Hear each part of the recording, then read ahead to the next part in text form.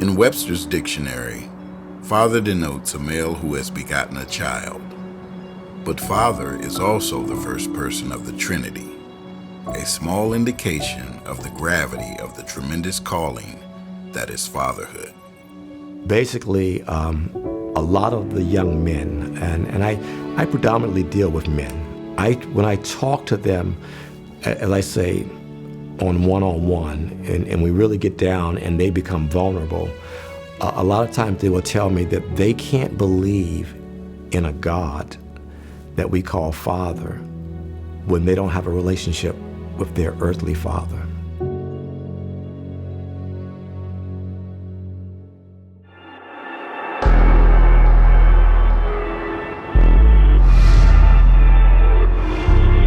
Fatherhood is teaching.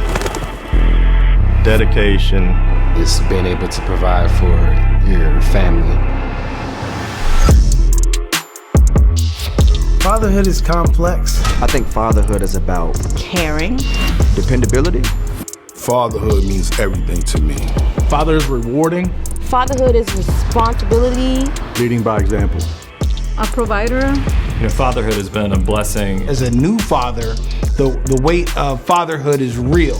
I think fatherhood would start off with accountability. Living up to the calling and responsibility that is fatherhood in today's society can be a daunting task, but Capital Youth Empowerment Program was built to meet the challenge head on. My relationship with my dad was, it was problematic. At a certain point in my life, I had to come to that realization that it wasn't gonna be a fairy tale ending with me and my dad. And so that was a part of why we created Fathers in Tech, is being able to reinvest in dads and expose them to maybe, the skills and awareness around what a father is and what it's all about. My name is Jalen Ford. I'm alumni of the Capital Youth Empowerment Program. Jalen came through actually Fathers in Touch at first. He graduated. He was a successful graduate. I mean, Jalen was someone who, from my perspective, just didn't have a whole lot handed to him. The area I grew up in, it was a rough neighborhood. And I can remember, seeing other people do things that I didn't realize, would put me in a bad situation. The events turned into me being incarcerated. Honestly, I was scared because I felt like for what I had done, I'm like, you know what, they're gonna give me a lot of time. I sat in the cell every single day around people I didn't know, people I didn't want to be around, and it was getting to me. So I'm like, okay, I did it before, I changed before, but this time I gotta stick with it. I ran into him at, I think, Charles Houston at one of our community events, and it just clicked. He would be perfect for the Fathers in Tech piece. Pulled him up, introduced the program to him. He was willing to do it. He wasn't employed at the time. He said he was excited about it. Capital Youth Empowerment Program is a small nonprofit. We provide a variety of services, starting with young people, teenagers in our Project Success program, as well as our Level Up, which is designed to help young people, young adults, I should say, and Fathers in Tech, which is my baby, the program that I'm most involved with, where we're working with fathers to help them with parenting skills and workforce development. What sets us apart is the relationship that we start is a long-lasting relationship. It doesn't stop once the program is over. It continues, and that's why we might have seen somebody who in their 15s or 14s, they were in Safe Dates or Project Success program, and then once they become fathers, they know that they have the support through Capital Youth Empowerment, and if they're going through any situation, they can always come back. The pillars are teach, equip, and unite. And the first one, teach, is about educating, learning, being lifelong learners. Martha Sable has a fatherhood program, and we are very committed to really standing up dads and as the central figures of the community and the family. And CYEP is one of our partners to teach the 24/7 Dad curriculum as part of their Fathers in Tech program. And it's been an amazing partnership thus far. What I would say about that is, again, I fully agree with what Booby said. Time is not promised to any of us. At the same time, for any dads in here who are hearing this stuff and thinking about trying to make a change, if they haven't been as emotionally available to their children, understand this: it's going to take consistency. Don't think that because you try it once or twice, they're going to be like, "Oh, Dad, I've been waiting my whole life." It's going to feel weird to them, just like it feels weird to you. And until it starts to feel normal, that flow that you want is not going to happen. Whether it's parenting, discipline, domestic violence, child support enforcement, we get into the lesson to really have the guys have a good discussion around the issues that they're going through. All I know is my father was a great provider. As far as showing certain emotions and all that, nah, my father ain't really do that. And the good thing about the groups are the guys coach each other.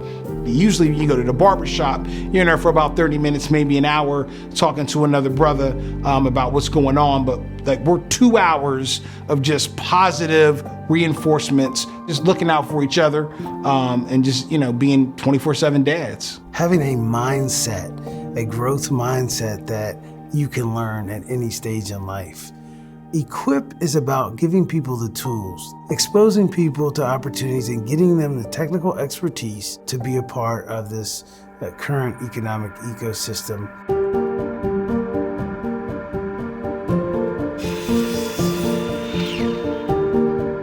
We introduced this program to fathers with the FIT program, Fathers in Tech.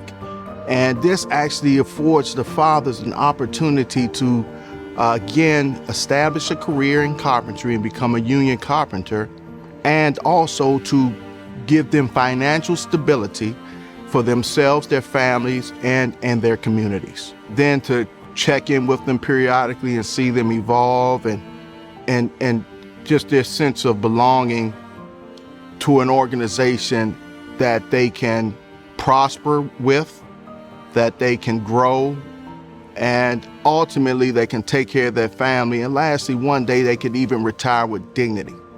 Folks that are in poverty don't necessarily have access to the networks to get hired or to be a part of opportunity. And so Unite is about connecting the corporate world, the unions, higher education. I like the vision of CYEP. I like the direction that it's headed.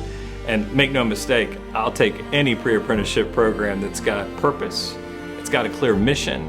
It takes leadership, it takes charisma, it takes hard work. These programs require a lot of hard work.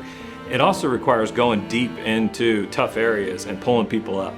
And we're honored. I'm honored personally, and the company's honored to partner with organizations that are looking to pull people and give people a chance that they otherwise wouldn't have on their own. And so without those, like I said, we're not going to have a workforce. We're not going to have a future as a country. And that's why we're passionate to support Fathers in Tech, CYEP, and any pre-apprenticeship program that's looking to pull people. I think the biggest thing is just finding ways and finding connections where we can bring in the resources to keep pouring into the community. I can't stress that enough, just the importance of being able to build these relationships, because we don't just want handouts. We want to build relationships that's mutually beneficial. So at Dominion Energy, our goal is to be the most sustainable energy company in the country. And as part of that, we're taking on significant investments, both in new generation as well as modernizing the grid. And so we're working to reskill our own workforce, but also trying to recruit the new skills that we need going forward. And so there are significant gaps. We're trying to cast a wider net to fill those gaps, but there's work to do. It's very hard to come and find sustainable funding. Those partners have allowed and given us the sustainable funding we've needed to grow and add full-time employees and partner with them on grant opportunities and just being a resource in the community to help us spread our word. And we couldn't do it without our local partners. Our staff, as well as the clients, we buy into this hero's journey that in the end, it will work out. When I've seen how they how they just took me in, you know. They took me in and they embraced me and they helped me through any and everything. And I'm just thinking back like from there, and I can't stop smiling because it's like I feel like it just happened yesterday. So yeah, I remember when I was so excited. I'm like, man, I finally got my license. Now I can finally do what I want to do. Now I can go to the union. You know, now I can get to back and forth to work and all that. So, and it's like now, like, you know, I'm getting paid pretty decent, you know, and I'm like, I wake up every morning, like even the days when I'm off, I'm like, man, I want to go to work.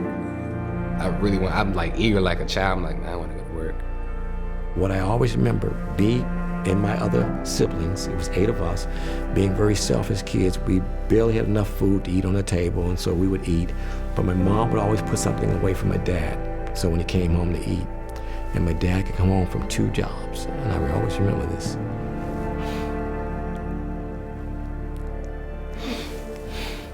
Sorry about that. And we would wait till he got home. And we would ask him, we'd say, Dad, can we have your food? And my father,